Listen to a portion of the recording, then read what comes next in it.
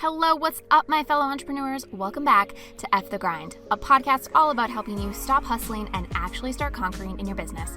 I'm Emily Spang, a serial entrepreneur who is obsessed with digital development, is an expert in creating the vision for your next venture, and founded Function, a brand development company that works with entrepreneurs to supercharge their businesses. If you're ready to step into your role as an entrepreneur, expand what you offer, and scale like never before, this podcast was made for you. Grab some coffee and a notebook, and let's get to work.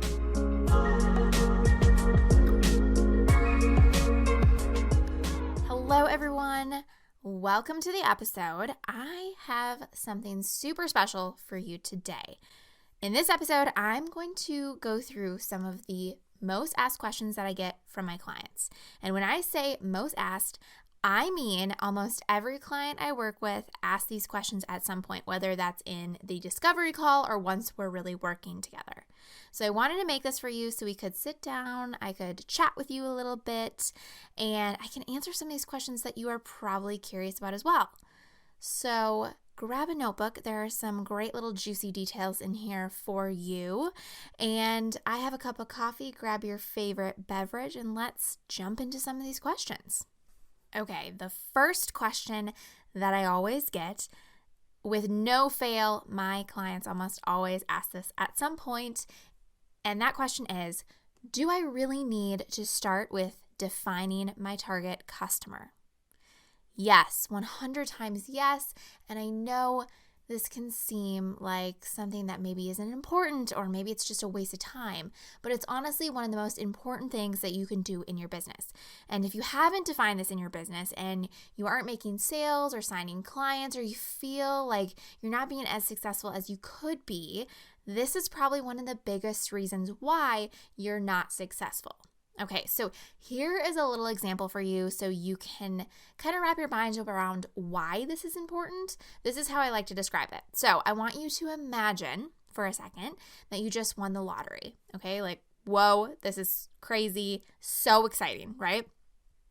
You have this amazing, exciting story to share with people. There's this big news that you want to tell everyone, right? So you pick up the phone and you dial a number, but you have no idea who you're talking to because you just dialed a random number. So you can tell your story, you can share this news, but the person on the other end is probably not going to care, right? Because they don't know you. They don't know why they should be listening to you. And this is exactly the same thing that happens when you have an amazing message to share with the world and you don't know who you need to share it with, and you don't know who you're speaking to.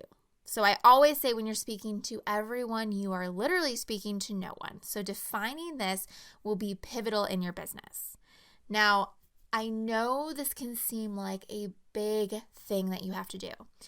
And I don't necessarily think that you have to do a whole like avatar sheet, really defining every small detail of the person you're talking to. Those details can come over time as your business grows and as you get to know your target customer. So you can start with just a few questions that you can ask to get this defined in your mind so you can start painting that picture, okay? So what do you ask yourself?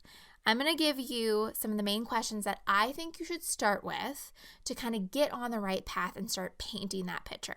Okay, so the first question is, what is my target customer or client's biggest pain point?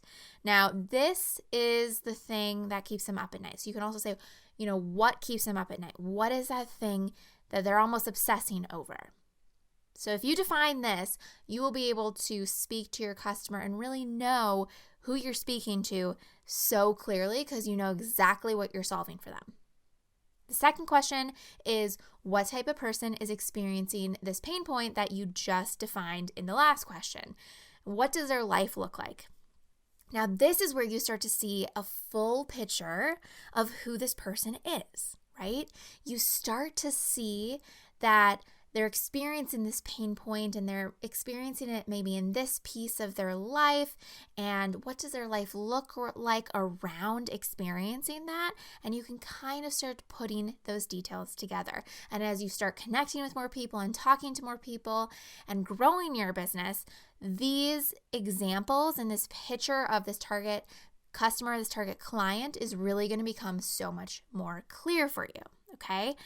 The last question that I have to help you define your target customer is, what do they think about most when they're thinking about this problem that they have that you're going to solve for them?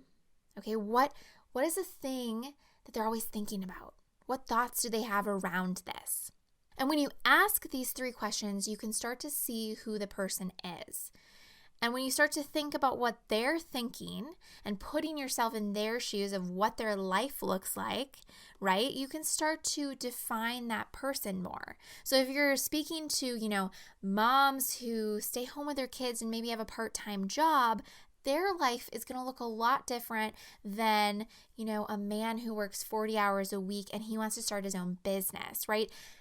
Those are 2 different people, and you speak to those people in different ways. So that is why it's so important that you define this in your business. Now, I want to say that this is just the start. Those questions that I gave you are just the start to really defining who you're speaking to.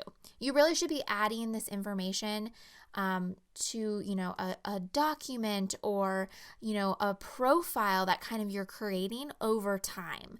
Keep adding to this. This is like an ever-growing thing because you're getting to know this person as you're growing your business. And remember, the better you know this person, the better you can serve them and give them what they really need. And in turn, your business is going to thrive. That's just the way it works, okay? So define this for yourself, and I promise you are going to relieve so many headaches as you're growing your business and as you're speaking to your target customer. All right, the second question that I always get asked is, what is the first thing that I should do if I want to launch something new? Okay, so you have this amazing idea and you're so pumped to launch it and you're just excited. You're ready to go. What should you do next? You're ready to take action. My first piece of advice is to take a moment and pause. Take a day or 2 and just make sure that this is truly what you want to launch in your business and you aren't just super excited in the moment. And I know you're ready to take action, and this sounds like the exact opposite thing that you should do. But here's the thing. The reason I tell you to take a pause is because if you're launching things all the time just because you're really excited in that moment and you end up not really taking a minute to see how those things work together.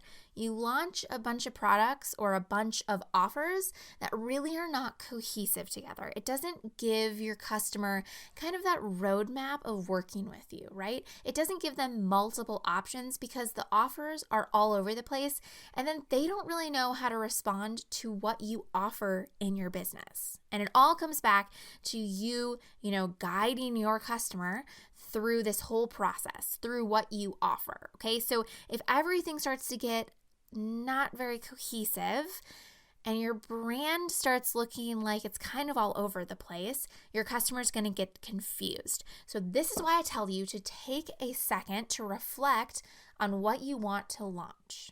Okay, so once you take a pause and you know that this is actually what you want to launch and you're so excited about it, the next thing that I would tell you to do is make a lead generator and test that idea.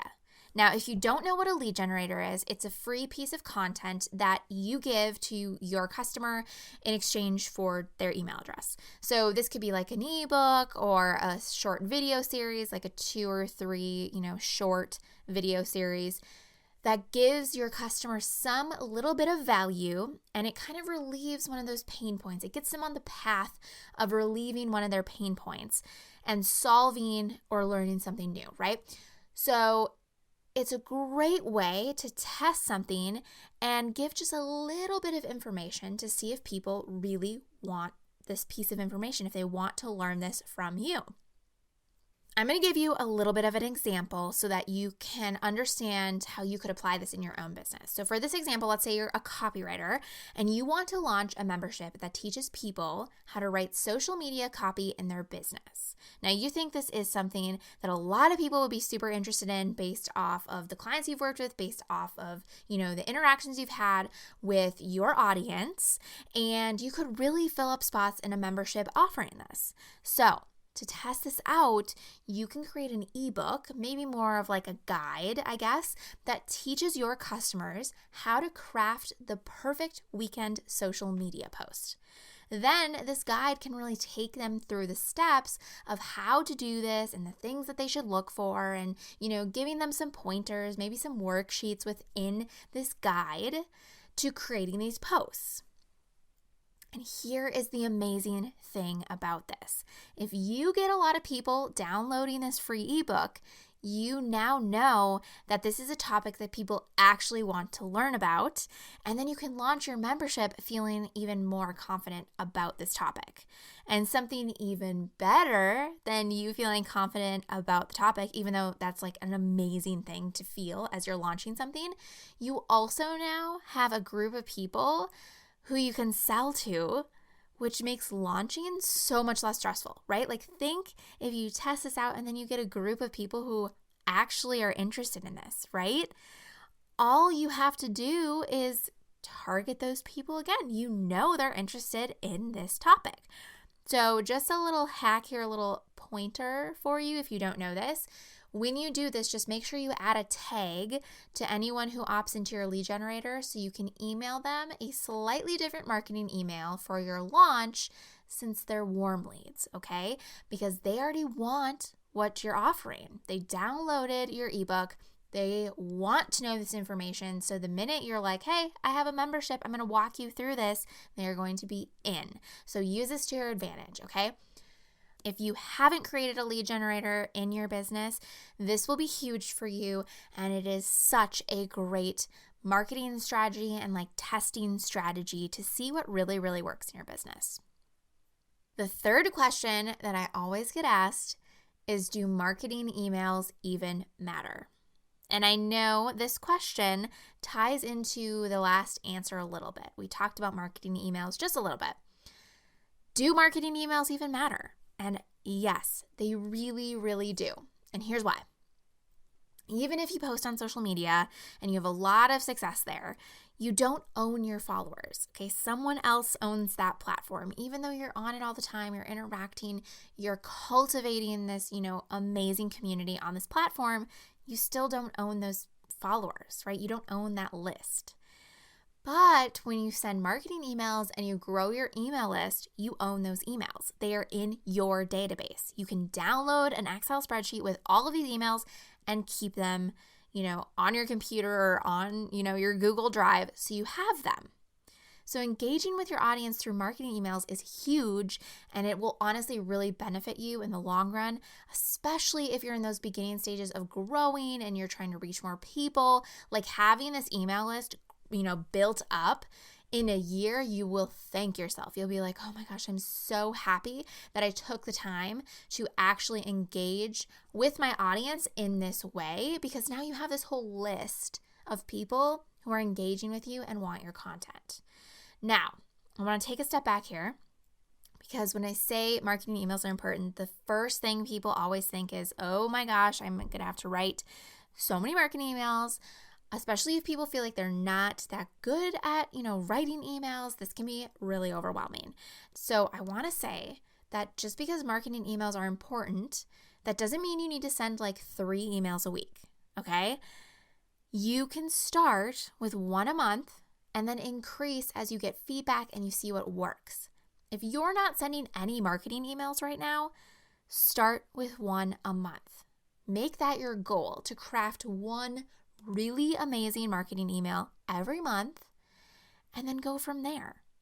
The point is, you need to grow your marketing email list. You need to engage with those people who are already on your list, right? You need to, pop up in their inbox every once in a while so they don't forget who you are.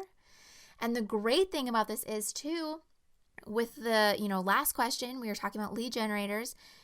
If you're growing your email list through these lead generators, and you can make a general lead generator on your site that kind of gives a guide or, an overview of who you are and what you do that people can download, that starts to grow your email list right there, okay? So you can make the more specific lead generators for things that you want to launch, but it's totally fine for you to have those on your website too, to just always be bringing in, new emails, new people into your world, okay? So work on growing this piece of your business. They do matter. Marketing emails matter a lot. But don't stress yourself out to the point where you feel like you need to send 3 or 4 a week. That's way too many. This isn't like normal, social content. You don't need to make that much content. But speaking of social content, you can use content that you're posting on social media in your marketing emails. Repurpose your content.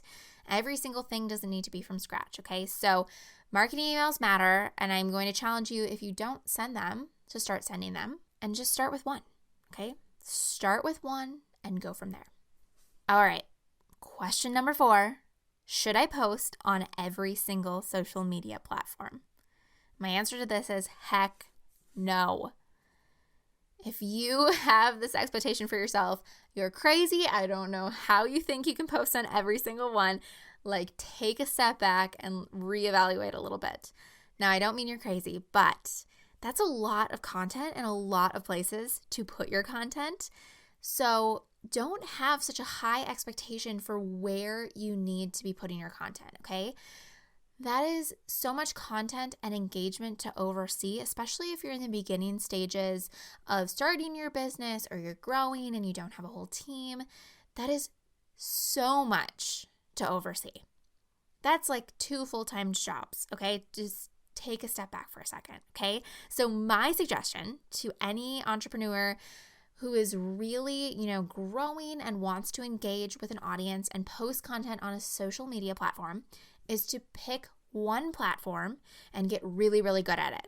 The thing about getting really good at one social media platform is that if people see you being active on the platform, you're commenting, liking, adding to your stories, posting consistently, they want to hang out where the party is. They're going to stick around, okay? People like where there's, fun stuff happening, where you're engaging, where there's other people in your community commenting and they can have conversations, right? People like a good party. So if you are creating that on one platform, you are going to get so much more engagement and so much more progress in your business if you're just really sticking to one. So I want you to think about this for a second. If you see a social media page and it looks like content is just being posted, but there's really no real action over there, that's not really something you want to be a part of, right? That's kind of boring. That sounds boring. It's just content for the sake of content, which no one really wants. People want to be a part of things that are exciting, that are fun, that, there's always action happening. There's always newness. So focus on one platform and just knock it out of the park. You will feel so much better hyper-focusing on one thing and then expanding from there. As you grow, hire a team, expand to new platforms, expand your content that you're creating. But for now, pick one. And I want to say this too. Don't pick the platform that people are like, this is the platform. This is what you should be doing. This is where you're going to get the most engagement. Pick the platform that you like, because then when you go to post, then when you go to, engage and really be active on that platform, you're actually going to want to be there. You're going to enjoy the experience, and you're building your own business. You should enjoy every part of the experience. Okay. So pick the thing that you like. Pick the platform you like. There's really no right or wrong answer. The right people are going to find you no matter what platform you pick. So pick the one that you love to be on, because it'll make your life so much easier. Those are all the questions that I have for you today. And I hope that cleared up some of the questions maybe you have, some of maybe the concerns that you have in your business. I know there's a lot that comes up when you're growing your business, when you're an entrepreneur and you're doing it on your own. There are just so many questions that come up. So I hope those were some of the questions that you had, and I was able to kind of give you some ideas of where to start. And after this episode, you can kind of just run with those ideas and start building some really great things in your business. Now, if you love this episode, give me a 5-star review wherever you listen to your podcast. I would love to see your feedback and hear about, what you liked about this episode or this podcast in general. As always, you can follow me on Instagram at @EmilySpang_. Send me a message on there. If you have a question that you want to hear on one of these episodes, I'm going to do more of these. If you have just this question that you're like, I have no idea where to start here, I'll answer it on the next episode, okay? So send me a message, send me your question, and we will get your question answered, okay? And we will help more people by you giving me your question. So if there is something that you're dying to know, give it to me, okay? I am ready to answer it. All right. I'm going to leave you guys with that, and I will see you in the next episode. Bye.